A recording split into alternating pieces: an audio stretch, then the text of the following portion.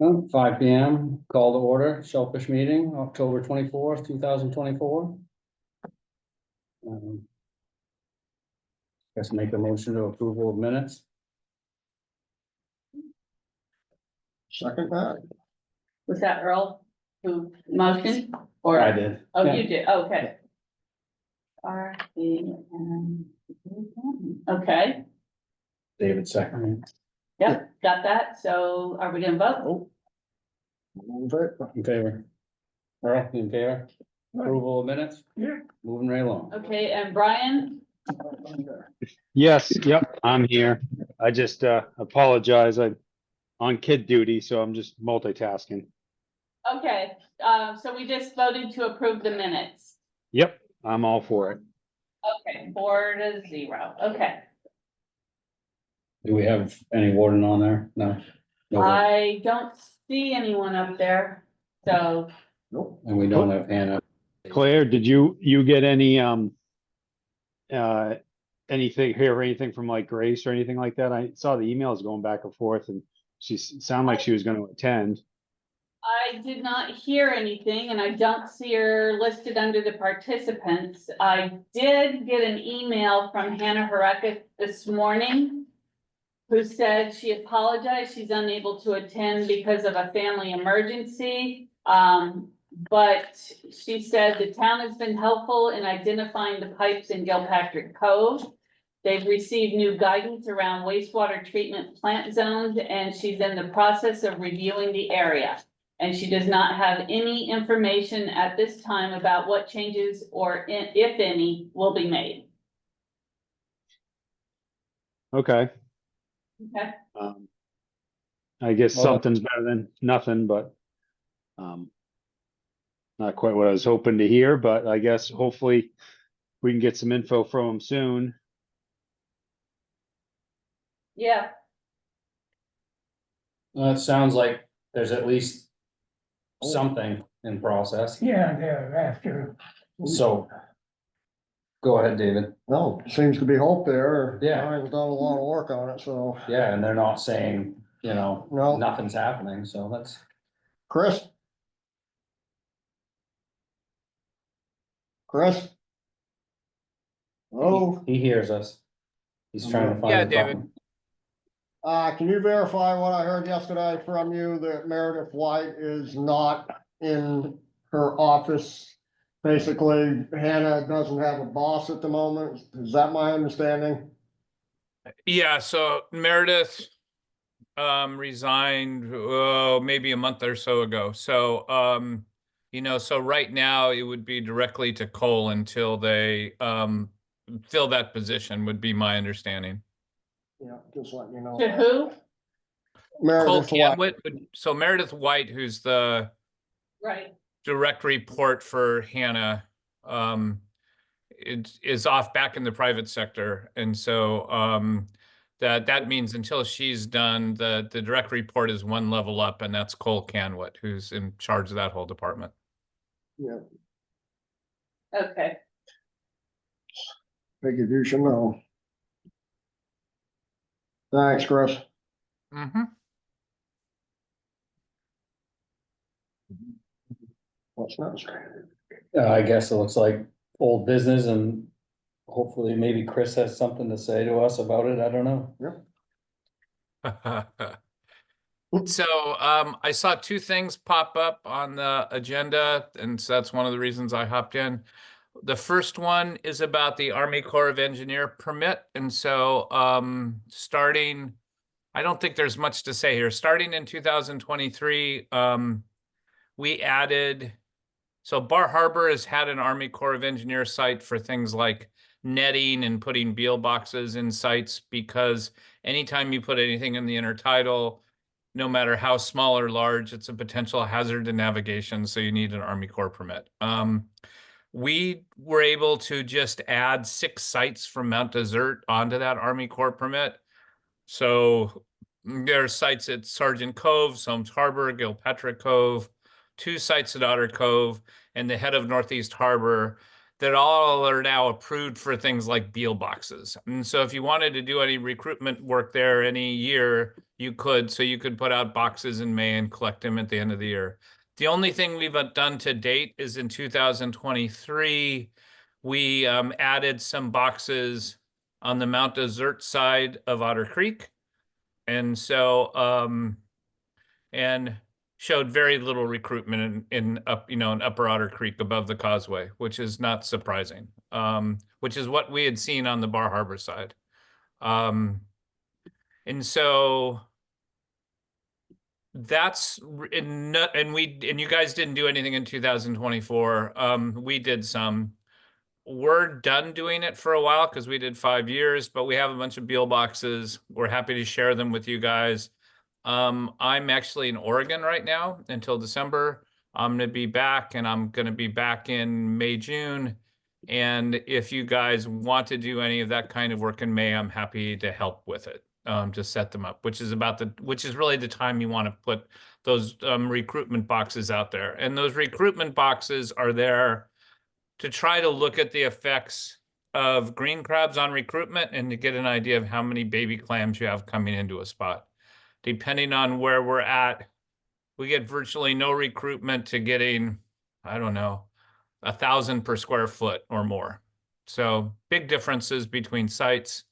And we don't really, so when you don't get very many clams, you don't know if it's because they're just not coming there, if green crabs are munching them all down.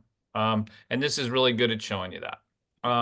That's it for that. I guess I could take any questions about that, Rusty or David or anybody else.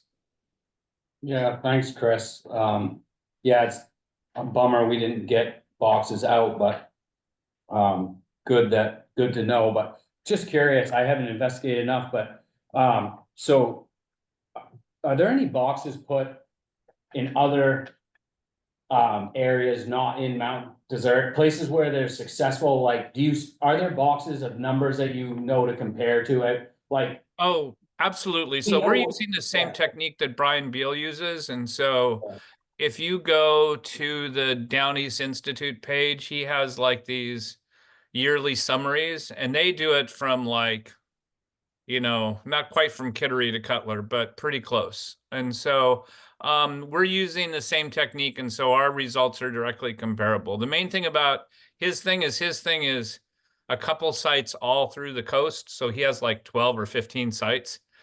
And we did many sites over a small scale range to kind of see what differed between, a few kilometers versus, a few hundred kilometers.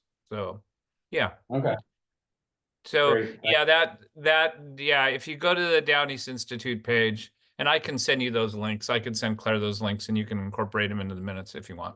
Perfect, thank you. Thanks, Chris. Let me just make a note. Okay.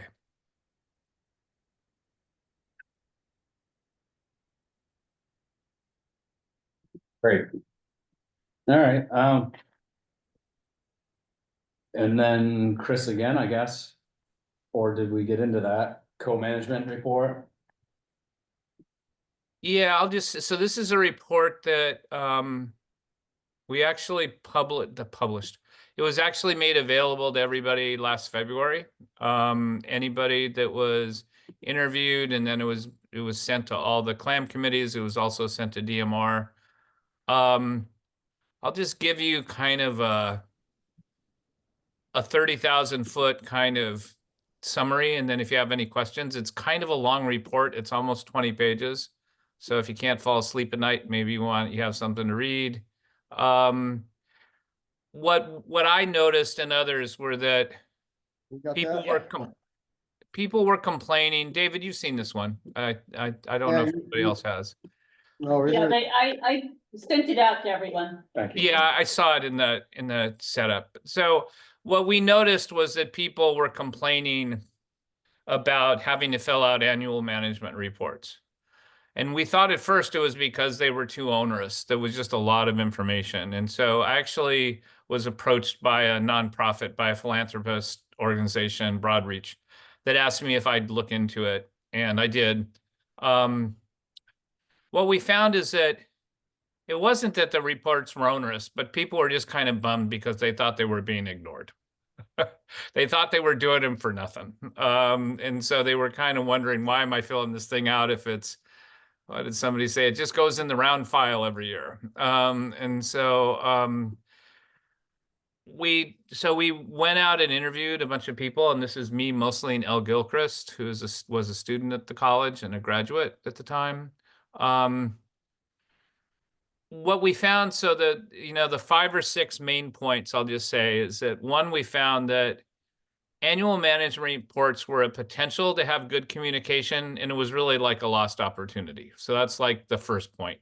It's like, it's not that they're so bad, it's just that, God, something could be done of this, and it's not. The second point is that towns, especially down east towns, talk about a problem with capacity. That it's really hard to, in a small town, to have people to do a committee, but even more so money for wardens and having wardens to do stuff. And this is a common problem for a lot of towns. And getting folks to do conservation, especially younger clammers, was a real problem. The older clammers thought that they were kind of holding it down and that they were doing most of the work. On a really positive note, the area biologists, and so that would be Hannah for you guys. I think it's Hannah, not Heidi, isn't it? Or is it Heidi? It's Hannah. Okay, so Hannah, Annis, and Heidi got huge kudos from everybody in the group. And I will say that part of the interview at Mount Desert was one of the towns interviewed, and I interviewed Rusty and Claire. And so Rusty and Claire are included in here, their knowledge and stuff. Green crabs were seen as an issue that were really bad, but I was actually surprised that it wasn't. Some towns thought they were had ruined everything. Some towns thought that they had caused problems, but they were now at a level to where the town could still maintain a sustainable harvest even with green crabs. So that was variable between towns.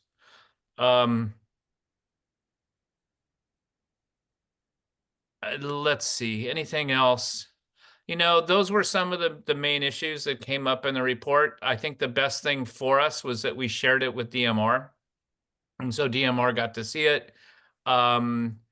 They've acknowledged that they've seen it. I haven't taken it to the shack or anything. I may at some point. But, and frankly, all the people we interviewed agreed to have their names used. But if you look at the report, it's all anonymized and we just decided that we didn't need to put people's names out there in case somebody would hold a grudge from something that got said by somebody. So despite the fact that every single person said, yeah, I said that, you can use my name, we decided to keep it anonymized. And that's why it says like clam chair number 1 and clam chair number 2 and stuff like that. But yeah, those were the main messages from us. The main message. Oh, and I guess the other one is that people really thought it was critically important to have local co-management where local towns were making the decisions about their resources. They thought that that was just a really crucial thing and really worth keeping. And despite the fact that they had trouble with capacity and stuff, it's something they really, really wanted to keep. So those are the main take-homes in that document, I think. There's other things in there, but those are some of the main things. So you guys all have that. It got sent out to the town a while ago, but now it's kind of out there for anybody to read. And I think that's it. I think that's all I really need to say about that. That's great, Chris. Thank you very much. Yes, thank you. Yeah. Good job. Yeah, it was fun to do in a kind of odd sort of way. It was good. We got to meet a lot of the Down East people that I didn't really know very well, and that was wonderful. But yeah, so I think that's it. Anything else, Rusty, on that? No, like you said, I think it probably helped provide some good context to DMR, and there's a lot of substance to that document. So really good work on that. Thank you for going over that with us. Yeah, thank you. Well, thanks, Chris. And then, so I guess Way to go. we'll move on to, we don't have the DMR biologist about No. Gilpatrick Cove. Just read the email. Yeah. So that's it. Yeah. And then report on support for Dr. Jane Disney's grant application and research project for pollutants in island drinking water. But I don't see that Jane Disney's here. Maybe we'll have to try to do that another time. Find out what she learned. Did you end up harvesting some clams with her, David? I couldn't because it was already closed and couldn't harvest. Yeah, wow. That backside was closed at the time. I couldn't help her.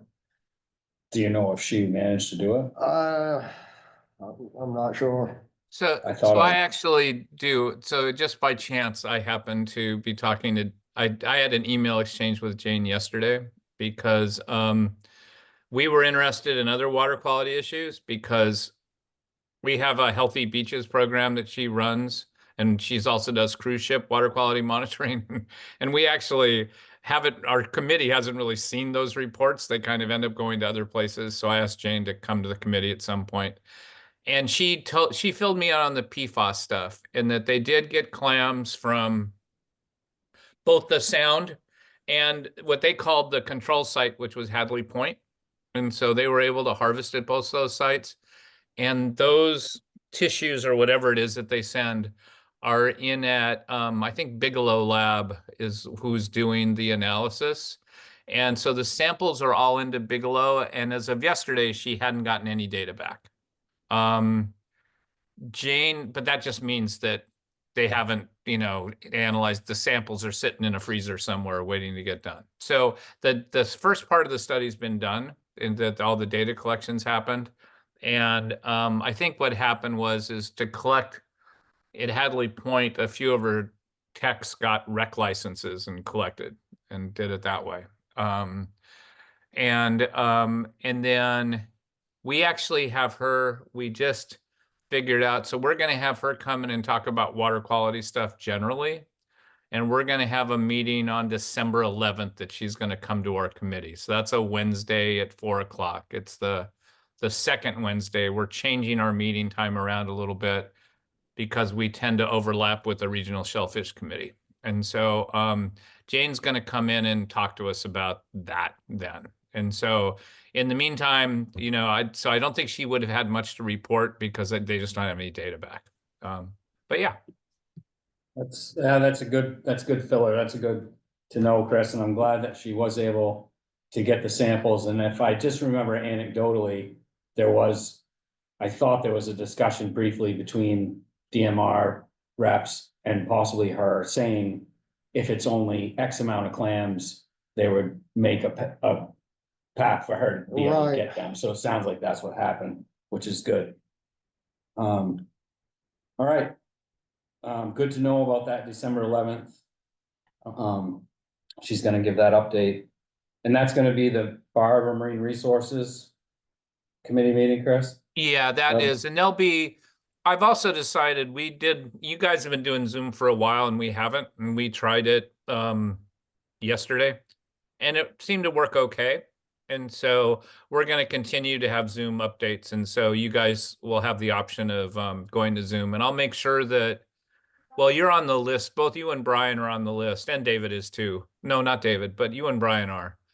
And so I'll make sure that you get our agenda and stuff with the link, and you can send that around to the committee. I appreciate that. I appreciate that, Chris. It makes it a lot easier once it's in Zoom land, as you guys can tell, like today, with the time and being early in the day with kid activities and stuff, it makes it a lot easier to be able to Zoom in than be in person. So I appreciate you guys doing that. Yeah, I love having everybody there in person, but there's also those trade-offs. And so, yeah, got it. All right, well, moving right along, on to new business. And I don't see that we have Noel around. Brian, do you know anything about the discussion with Noel regarding town comprehensive plan? Were you involved with communicating with him on that at all, Brian? No, I mean, I saw the email from Claire there, but I haven't heard from him at all and I haven't seen him. So I was hoping to, if he was gonna attend tonight, then you I chat it know over. he's, I know he's a super busy person. I don't know him that well, but every time I've seen him, he's full tilt, so. Maybe we'll have to try to reach out to him for another time on that. So I think we'll move on from that. Um. I don't really, so classification change to a Mason Point shellfish area in Mount Desert upgraded from conditionally restricted to conditionally approved. So Mason Point, that's over. That's up in Somerville area. Up in, southwest corner or something. Somerville, yeah, I think I sent you the report that I got. okay. Well, I'm not Yeah, familiar with it, if you can tell. Well, I actually did talk with the girl who was responsible for it. Yeah. Grace. Says it's from Grace Roby. That might, yeah, there's a pond right there. So you did speak with someone about it, David? Yeah, it's not actually free and clear. They just basically lumped it in with the other area there.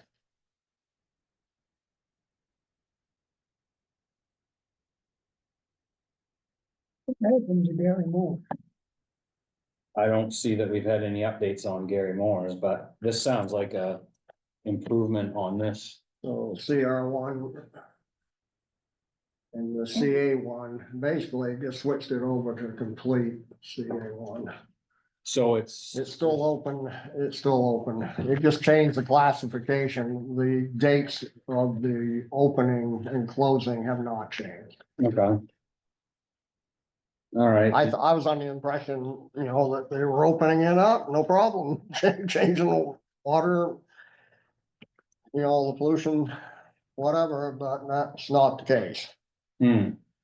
So, Sonesville, hmm. probably never open clear.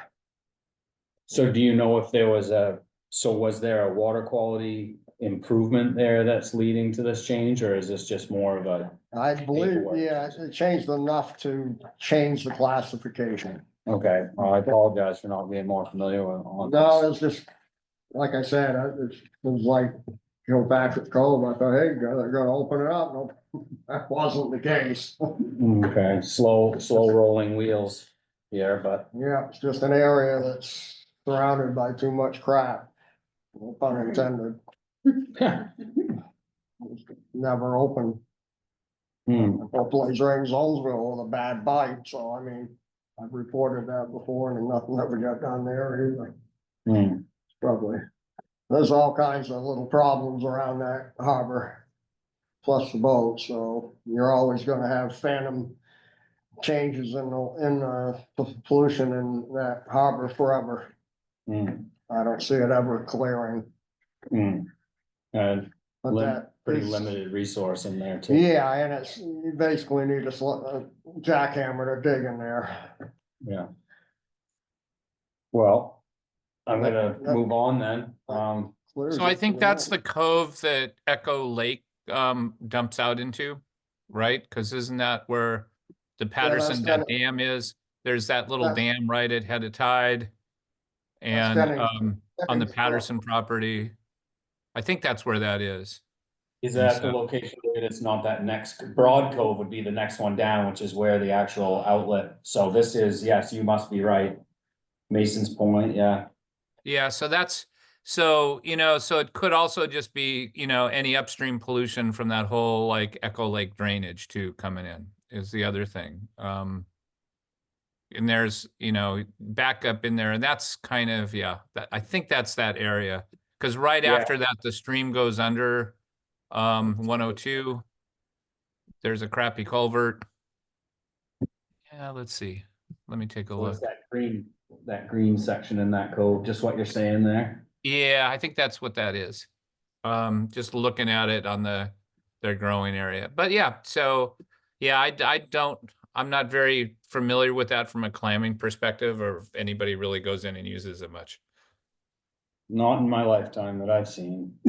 Nope, I've harvested that area before, after September, it was just not worth my time. Hard digging too. Hard, Yeah. yep. Yeah. Get the jackhammer out. All right, It's good for seeding, that's about it. well, we've moved right through this pretty quick. Right. Do we have any other business to be conducted? Scary Moors. Any updates on Gary Morris? Do we know anything about it, David? We haven't heard anything. There No, was good climbing there 23 years ago. exactly. A lot of places were 23 years ago. Have we had any changes in our shellfish licenses, Claire? Has there been any increase? You see, Other than, the green crabs are moving right up through there. I got them dug out. This is Brian and me and three others, is that it? I didn't bring the book, but if you wanna give me a second, I'll go get the book. Just curious, Yeah, yeah. let me go Yeah. get the book. I got 3 generations of clams there, right? When you When I was back You in, dug 'em when and I they was came- and they- 64. Now dug them and they came back, and you dug them and they came and back. come back, How many years? and I tell you. How many years between generations? Well, it wasn't very long. They really came through. How, if you had to Well, I guess, if think you had to guess, Well, Two- 3 years, I 3 say. years? I have 3 generations. 3 layers deep. And it was nice digging. I That is remember one of the that. better spots, but the damn seaweeds and the green crabs were moving up. We kept keeping them out by digging. As I'm concerned, we had clams there, and I was digging, I say, the 3rd generation, they were nice size. That was 23 years ago. I remember that. That was Okay, good. That so was good digging down there. It was fun. for Anything recreational, that's been dug, it seems to be better off than. we've sold, I like to see 5. everything done. Recreational, recreational, we've sold 5. All to residents, none to non-residents. And for commercial, just you, David. you're kidding. Right, yeah. Just you, For this year, since July, yeah. so we never bought a license, Brian? Cruise left. Yeah, I haven't gotten around to it. I've been pretty busy with work, but now that I'm reminded of it, I'm definitely gonna go in and see Claire. Yeah, that's probably a good idea. Wow, only 5 recreational licenses? Sounds at hot spots. 5, yeah, One including me, one's me, I believe. You have Yeah, a rec one is license? So you. 4, one really. is you. Oh, my God. To a hot spot, check the sound. Where it was open, there was hot spots, there were clams where the mud was. So have you had the chance to use You it? hit one of them, when that- I have not, I haven't actively used it, yeah. Hold it.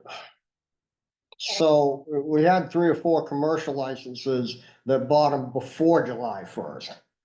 Not for this year. But before that date, early this spring, we had a couple, Well, I didn't we, that they had bought it for? some, that would have been on last year's report. Technically last Because they year's. all switch over on July 1st. So Exactly. I don't have 2023 data. No, that's all right. I remember asking you and Yeah. I know the guys personally that did buy the licenses. Yeah, so they, there were some. so what they found out was They didn't get. no the need to license. come back. Right, Yeah, That's just what I wanted to know. well, we learned something anyway. That's it. So if you guys Wow. look at your landings reports, you'll notice that your Oh, I know. asterisk across the board. Yeah, And that means that you have only one or two people reporting harvest to DMR for commercial licenses. If you had 3, you'd have a number there. And so, but you actually have an asterisk, which means that you have some reported harvest, but it just is below the confidentiality level. And so, but that's since 2019, you're asterisked all the way across. And so you haven't had 3 clammers reporting Mount Desert commercial harvest for any of the species since at least 2019. And Bar Harbor only had it for, there was only 1 year where we had 3. I haven't, It is, it's crazy, isn't I it? haven't physically done You haven't even, in you 3 know, year, in 3 years here. so we know it's pretty much likely not. We don't know anything technically, Russ. Well, we Other can, than the we can fact that- assume it's not harvest pressure that's reduced No, that. because some of these guys this spring were hardcore harvesters. And they went around enough to find out that there was no reason to come back. It was, Yeah, we don't know anything. I wish Well- I had more time to scoop around some of these places and go over to Bartlett's. I mean, Bartlett's can be slaughtered right now. We don't know. It could have been slaughtered all summer Around and Southwest, one time there, was 2 weeks, they dug it out. we just wouldn't Well, know. the state come down and helped us. all right, well, I think we're gonna move, I'm gonna make a motion for adjournment. Well, hey, Rusty, real quick, one thing I wanted to ask, maybe Chris might know. I know we were talking at the last meeting. Like, who do we have for the town of Mount Desert that are wardens? Does anybody know? I have, Kevin Edgecombe and Adam Thurston. Yep. And Chris, do you know who is on the Bar Harbor PD side, if they have any wardens? I think it's only Chris Johansson at this point. It used to also be Chris Worf, but Chris is getting pulled more and more into the police part of the world. And so I Yeah. think Chris Johansson may be our only one that's this year that's up to date on, you know, the whatever it is, the course that you have to take every couple of years. Right. And I know, I think we talked at our last meeting, like Kevin, he, I think he's moving more to the administrative side of things, right? Yeah, if anyone else has heard that, but though, so that kind of just leaves Adam, and I don't know, I think probably my fault too. I apologize. I think I mentioned I might reach out to the police chief there, David Kearns, to see if, they had any thoughts on adding more people to the warden list or sending them off to the class and stuff like that.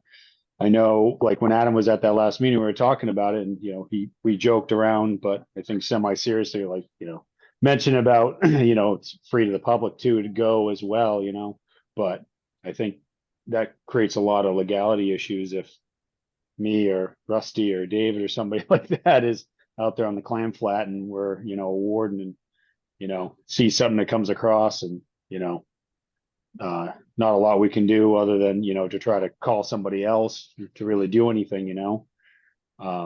It'd be nice to see more of a presence from anyone else on the joint Mount Desert and Bar Harbor PD there. I know they've since joining, they got a good plethora of staff and stuff. It might behoove us to maybe reach out to them or mention them or ask them if they have some intentions to have any of their newcomers or anybody that's interested and that wants to become a shellfish warden or something like that. Because like you guys just mentioned, David, I mean, we don't know what's been happening over to Bartlett's, right? If we've been getting slaughtered or not. No, and one of the major problems after talking with a few of the police officers is simple recruitment. They are having a hard time just staffing the police departments. Yeah. So just freeing up an officer that is needed to do a shellfish run for something is becoming harder and harder with more and more pressure on the departments and less officers to do it. Right. Is there, is there a possibility to, jointly between, Mount Desert and Bar Harbor to possibly recruit or hire a third party that does it? Because I know through, I think a conversation I had this past summer with the harbor master, John Lemoyne, he was telling me about who is it, the harbor master / shellfish warden for Gouldsboro, Winter Harbor area that I think was it Mark Pinkham or Mike Pinkham or something? Is that name Yeah, Mike ring Pinkham. anybody? Yeah, Mike Pinkham. He was, I mean, John was mentioning to me about how I think he does like, you know, essentially subcontracting work for certain towns to be their shellfish warden. Um, to, you know, Well, to do patrolling and do the policing and stuff like that. And I think he, I appreciate that, Brian. I think we're learning, besides our kind of little bit less view of what's going on at Bartlett's, which I suspect is probably not too far off from other areas close to home here. It's kind of self-policing itself. I don't want to count out the opportunity, like you're saying, for some enforcement activities, but it sounds like the resource is kind of self-policing. So my personal feeling is there's not a huge, you know, if the price were to go to $1,000 a pound tomorrow, maybe we would want to have a phone number, but, yeah, no, I completely agree and see where you're coming from, but also at the same time, just in case things are on an upswing, you know, we want to be ready and be prepared to have some people, you know, wardens in place just in case, instead of being behind the game. And also, I mean, what's to say that people decided, you know, and I don't know how much anybody else, I know I haven't been out very much, or anybody else has been out over on that side of the island, but I mean, what's to say they aren't poaching? I mean, we haven't had a lot of policing done, and if, you know, guys, instead of getting the license, they just say, oh, well, I know there's not a lot of wardens or whatnot, so let's go over and get a couple bushel or something like that. Not saying that that's what's happening, but I mean, I sure as heck no, I don't know what's going on out there, and it'd be nice to, I guess, put the ball into motion, put bug in their ear to, you know, see if it's something there, it's possible, or they're interested in doing, or down the road. I'm not saying we need to do it today or tomorrow, but I just feel that if we only have, you know, Kevin and Adam, and then if, you know, Kevin goes more to administrative stuff, and, you know, Adam's really busy with harbor master duty over in Northeast and all the other harbors and marina stuff. I mean, it seems like we don't really have anybody at all. And it sounds like Chris over in Bar Harbor has the same situation. So I'm just curious, Brian, if you or Rusty know anybody fishing out of Bartlett's Island, or anybody that continuously uses that area, if they would be a good sounding board, if they've noticed anything. that was my thought also, David, Yeah. if we could just get a better sense through public Yeah. awareness of what might be going on over there. Because those are the boys that would know that, hey, there's been boats coming in and they've had clams in them. Yeah, I think that's a good point. Yeah, cause I just don't know the people who are fishing over there regularly, the lobstermen, but they have to know. All yeah, right, no, I mean, there's a couple of people I could definitely ask.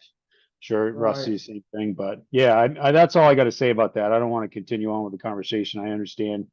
And I completely agree, but I think we want to look at it for the future, just to make sure we have some wardens in line, you know, in case we do potentially have a problem. all right, thank you, Brian. So the only thing left is to get a date for the next meeting. Yeah, so David seems quite interested for our next meeting, which is a great point. Claire, how are we as far as, have we had enough meetings that we're fulfilling our obligations with?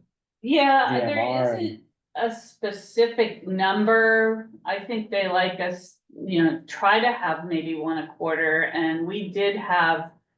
May was the I didn't last. bring that, we had one in May, we had, Yep, May 16th. we had one in March, I wanna say.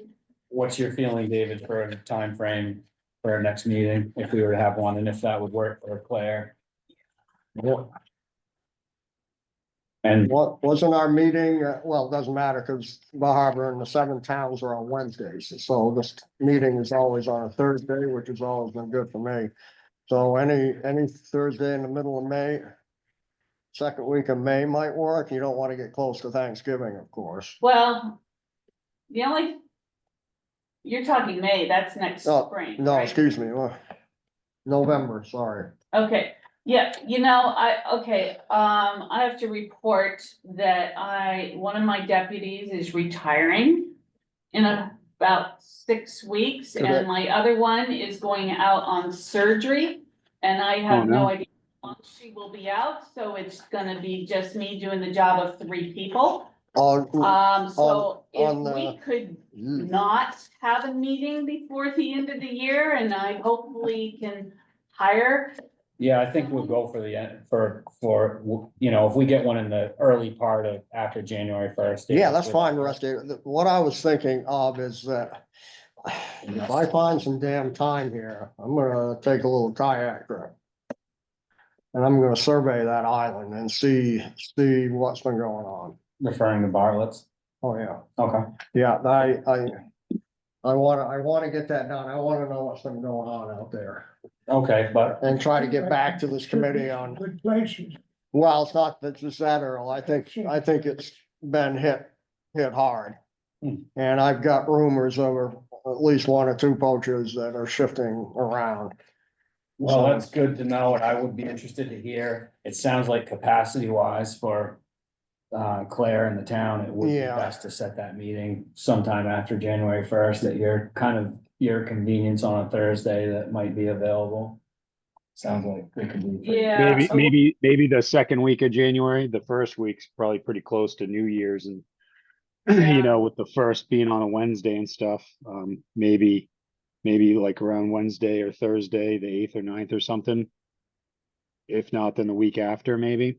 But we can always touch base with you, Claire, and see how I have, it is on the 8th. recruitment side. yeah, the 9th is open, the 16th is open. So if you want to do it like, you know, early January, I would say maybe the 16th would be good. Yeah, the 16th would be good for me, I think. Fine with me. I'll put it on the If, calendar. Yeah, if that will work for you guys, I might be out of town leaving on the 16th, so I might not be able to attend, but I'll Still do- definitely be thinking about you guys. They'll do it by Zoom, Brian, so. Might be on. Yeah, I got to see my travel plans.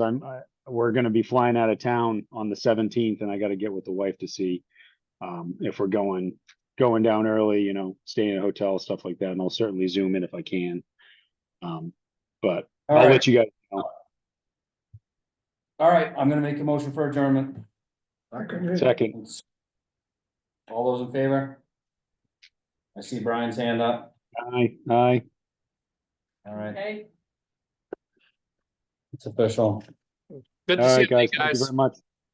Thanks, Chris. Thanks. Appreciate it. No see problem. you, Take Claire. care. okay, thank you. Thanks, Claire. Have a good night. You too. And Okay. don't retire on us. I looked at it, it's not gonna happen anytime real soon. All right, take care, guys. Thank you. Bye. Is Jennifer retiring? Oh, she is. Jesus, that would have been my guess. Yeah, she's been here 17 and a half years, and before that, she was in Bar Harbor probably almost 10 I years. remember her. Yeah, so I guess it's time. Just better come in and give her a hug, I guess. Oh, yeah. Thank you. Don't erase it. Yeah, right. What did it say? I see a pause button up in the corner, Where? top corner, right? Oh, recording? You can stop. Yeah. Play. Alt C, let's try that. Where's Alt on the keyboard? No, you got it. Go to select, yes, right there. Oh, yes, okay.